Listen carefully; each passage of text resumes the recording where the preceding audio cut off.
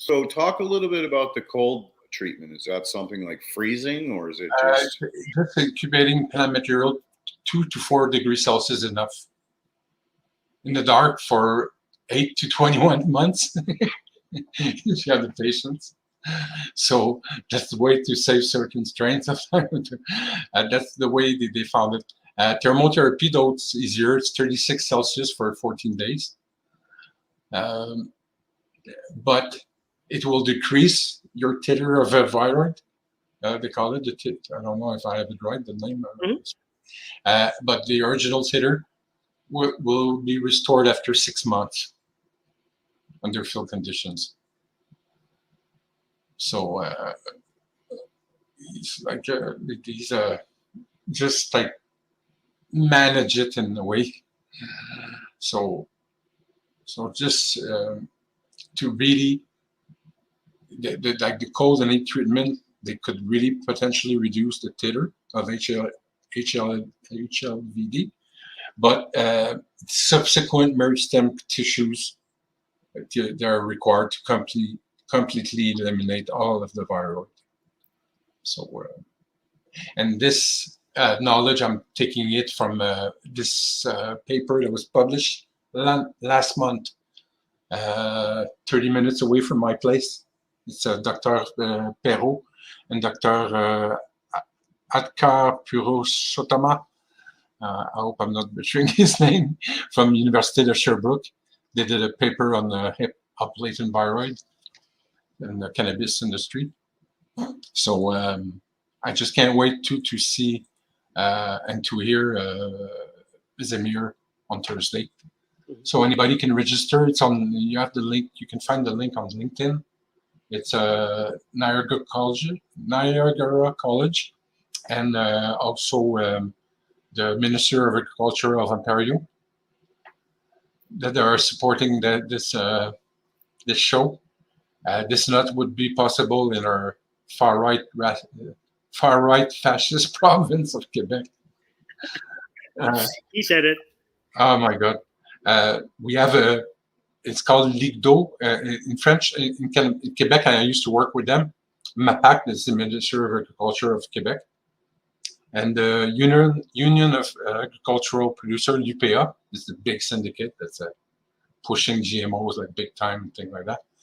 These two guys, they're so anti-cannabis. And Ligue d'eau is the only one. They're really nice people. They're like Vineland, I talked to you about, the research station. They're like marketing, they support all ornamental growers in Quebec. And they have an agronomist that just helps cannabis growers. So if anybody needs an agronomist, besides my good friend Av, there's another one I know that just works with cannabis growers from Ligue d'eau. That's an institute, but there's a Niagara College graduate. It's a really nice school, and Sébastien Jacob is an amazing teacher. He's so intense and energetic. You must never sleep in his class, that's for sure. And, they have a cannabis program there to teach, and they were able to find there that for the first time that Anatis Bioprotection was able to reproduce in cannabis.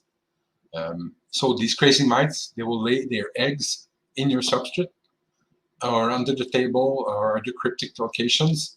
They will, the female lives for about 3 weeks, and it will lay a little mass of beige reddish eggs, little clusters, 5 to 40 eggs, and these will hatch. And the first stage has only 6 legs, and when they come out, it's a bit creepy. They look like little hands coming out of the legs. And then the first stage already eats. A couple of days, builds a chrysalid.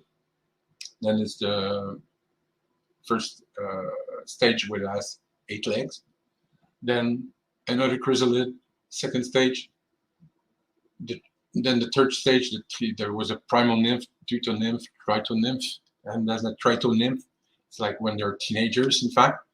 And then they go into chrysalid before they hatch as an adult. So when you receive them home, when we ship them, they're in wood shavings and wood bran.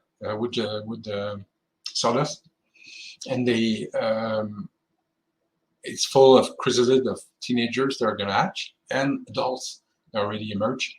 They're running everywhere. So you get the latest stage, and some of the teenagers are coming up. So you leave your if you want to spread it in your garden, you leave your wood shavings in the bag or in the container, and you leave it in like that, and they will come out in a couple of days. But the adults will have left the container that same day. So it's fascinating, all these different things. Starting to get a Claude back. Sorry, Claude, let me ask you this: do they have a natural balance or correction, or will they just go crazy and overpopulate? They will cannibalize each other if they can eat it.